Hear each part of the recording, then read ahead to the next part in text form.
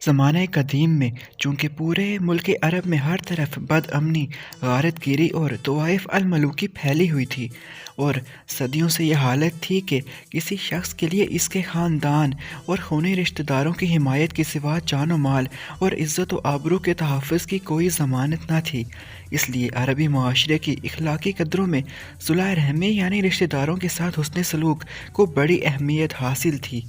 اور قطع رحمی کو بہت بڑا پاپ سمجھا جاتا تھا۔ عرب کی انہی روایات کا یہ اثر تھا کہ رسول اللہ صلی اللہ علیہ وآلہ وسلم جب اسلام کی دعوت لے کر اٹھے تو قریش کے دوسرے خاندانوں اور ان کے سرداروں نے تو حضور اکرم کی مخالفت کی، مگر قبیلہ بنی ہاشم اور بنی مطلب یعنی ہاشم علیہ السلام کے بھائی مطلب علیہ السلام کی اولاد نے نہ صرف یہ کہ آپ علیہ السلام کی مخالفت نہیں کی، بلکہ وہ کھلم کھلا آپ علیہ السلام کی حمایت کرتے رہے، حالانکہ ان میں سے اکثر و بیشتر لوگ بہت عرصے تک اسلام سے روشناس نہ ہو سکے اور ایمان نہیں لائے۔ قریش کے دوسرے خاندان خود بھی رسول اللہ کے ان خونی رشتہ داروں کی حمایت کو عرب کی اخلاقی روایات کے عین مطابق سمجھتے تھے۔ اسی وجہ سے انہوں نے کبھی بنی ہاشم اور بنی مطلب کو یہ طعنہ نہیں دیا کہ تم ایک دوسرا دین پیش کرنے والے شخص کی حمایت کر کے اپنے آبائی دین سے منحرف ہو گئے ہو۔ وہ اس بات کو جانتے اور مانتے تھے کہ اپنے خاندان کے ایک فرد کو وہ کسی حالت میں اس کے دشمنوں کے حوالے نہیں کر سکتے، اور ان کا اپنے عزیز کی پشیمانی کرنا قریش اور اہل عرب سب کے نزدیک بالکل ایک فطری امر تھا۔ اس اخلاقی اصول کو، جسے زمانے جاہلیت میں بھی عرب کے لوگ واجب الاحترام سمجھتے تھے، صرف ایک شخص نے اسلام کی دشمنی میں توڑ ڈالا۔ جی ہاں، وہ شخص تھا ابو لہب بن عبد المطلب۔ یہ رسول اللہ کا چچا تھا، حضور اکرم کے والد ماجد، اور یہ ایک ہی باپ کے بیٹے تھے۔ عرب میں چچا کو باپ کی جگہ سمجھا جاتا ہے، خصوصاً جب کہ بھتیجے کا باپ وفات پا چکا ہو۔ یہی وجہ ہے کہ رسول اللہ صلی اللہ علیہ وآلہ وسلم نے ایک موقع پر فرمایا کہ عباس بن عبد المطلب علیہ السلام میرے والد کی جگہ ہیں، ان کی زکوٰۃ میں ادا کروں گا۔ اس کے علاوہ یہ بات اس بات سے بھی ثابت ہوتی ہے کہ رسول اللہ صلی اللہ علیہ وآلہ وسلم نے اپنی اولاد یعنی سیدہ فاطمہ سلام اللہ علیہا کی اولاد پر زکوٰۃ حرام فرمائی، ان کو اپنی آل کہا اور اپنی اہل بیت میں شامل کیا۔ اس کے ساتھ ساتھ اپنے تینوں چچا یعنی حارث بن عبد المطلب، ابو طالب بن عبد المطلب اور عباس بن عبد المطلب علیہ السلام کی بھی قیامت تک کی اولاد کو اپنی آل کہا، اہل بیت میں شامل فرمایا اور ان پر بھی صدقہ حرام قرار دے دیا۔ عربی معاشرے میں چچا سے یہ توقع کی جاتی تھی کہ وہ بھتیجے کو اپنی اولاد کی طرح عزیز رکھے گا، لیکن اس شخص یعنی ابو لہب نے اسلام کی دشمنی میں اور کفر کی محبت میں ان تمام عربی روایات کو پامال کر دیا۔ ابن عباس سے متعدد سندوں کے ساتھ یہ روایت نقل کی گئی ہے کہ جب رسول اللہ کو دعوت عام پیش کرنے کا حکم دیا گیا اور قرآن مجید میں یہ ہدایت نازل ہوئی کہ آپ اپنے قریب ترین رشتہ داروں کو سب سے پہلے خدا کے عذاب سے ڈرائیں، تو آپ علیہ السلام صبح سویرے کوہ صفا پر چڑھ کر بلند آواز سے پکارنے لگے، یا صباحا یعنی ہائے صبح کی آفت۔ عرب میں یہ صدا وہ شخص لگاتا تھا جو صبح کے جھٹ پٹے میں کسی دشمن کو اپنے قبیلے پر حملہ کرنے کے لیے آتے دیکھ لیتا تھا۔ حضور اکرم کی یہ آواز سن کر لوگوں نے دریافت کیا کہ یہ کون پکار رہا ہے۔ بتایا گیا کہ یہ محمد ہیں۔ اس پر قریش کے تمام خاندانوں کے لوگ آپ علیہ السلام کی طرف دوڑ پڑے۔ جو خود آ سکتا تھا وہ خود آیا، اور جو نہ آ سکتا تھا اس نے اپنی طرف سے کسی نہ کسی کو بھیج دیا۔ جب سب جمع ہو گئے تو آپ علیہ السلام نے قریش کے ایک ایک خاندان کا نام لے کر پکارا، اے بنی ہاشم، اے بنی امیہ، اے بنی فہر، اے بنی فلاں، اے بنی فلاں، اگر میں تمہیں یہ بتاؤں کہ پہاڑ کے پیچھے سے ایک لشکر تم پر حملہ کرنے کے لیے آ رہا ہے تو تم میری بات سچ مانو گے؟ لوگوں نے کہا کہ ہاں، ہمیں کبھی بھی تم سے جھوٹ سننے کا تجربہ نہیں ہوا۔ آپ علیہ السلام نے فرمایا، تو میں تمہیں خبردار کرتا ہوں کہ آگے سخت عذاب آ رہا ہے۔ اس پر قبل اس کے کہ کوئی اور بولتا، حضور اکرم کے اپنا چچا ابو لہب بولا کہ ستیہ ناس جائے تیرا، کیا اس لیے تو نے ہمیں جمع کیا ہے؟ ایک روایت میں یہ بھی ہے کہ اس نے پتھر اٹھایا تاکہ رسول اللہ پر کھینچ مارے۔ ابن زید کی روایت ہے کہ ابو لہب نے رسول اللہ سے ایک روز پوچھا کہ اگر میں تمہارے دین کو مان لوں تو مجھے کیا ملے گا؟ آپ علیہ السلام نے فرمایا جو اور سب ایمان لانے والوں کو ملے گا۔ اس نے کہا کہ میرے لیے کوئی فضیلت نہیں ہے؟ حضور اکرم نے فرمایا اور آپ کیا چاہتے ہیں؟ اس پر وہ بولا کہ ناز چاہے اس دین کا جس میں میں اور یہ دوسرے لوگ برابر ہوں گے۔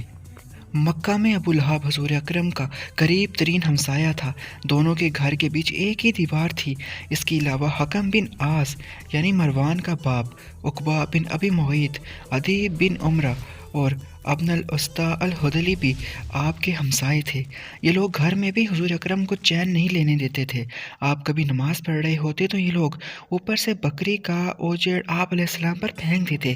کبھی صحن میں کھانا پک رہا ہوتا تو یہ ہنڈیاں پر غلاظت پھینک دیتے۔ حضور اکرم باہر نکل کر ان لوگوں سے فرماتے، اے بنی عبد مناف، یہ کیسی ہمسائیگی ہے؟ ابو لہب کی بیوی ام جمیل جو ابو سفیان رضی اللہ عنہ کی بہن تھی نے تو یہ مستقل وطیرہ ہی اختیار کر رکھا تھا کہ راتوں کو آپ علیہ السلام کے گھر کے دروازے پر خاردار جھاڑیاں لا کر ڈال دیتی تاکہ صبح سویرے جب آپ علیہ السلام یا آپ علیہ السلام کے بچے باہر نکلیں تو کوئی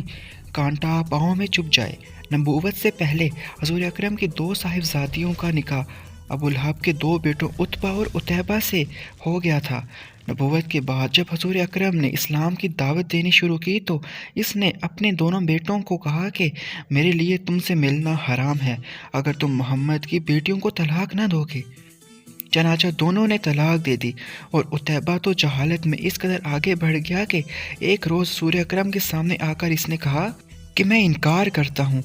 یہ کہہ کر اس نے حضور اکرم کی طرف تھوکا جو آپ علیہ السلام پر نہیں پڑا۔ حضور نے فرمایا خدایا اس پر اپنے کتوں میں سے ایک کتے کو مسلط کر دے۔ اس کے بعد عتیبہ اپنے باپ کے ساتھ شام کے سفر پر روانہ ہو گیا۔ دوران سفر میں ایک ایسی جگہ قافلے نے پڑاؤ ڈالا جہاں مقامی لوگوں نے بتایا کہ راتوں کو درندے آتے ہیں۔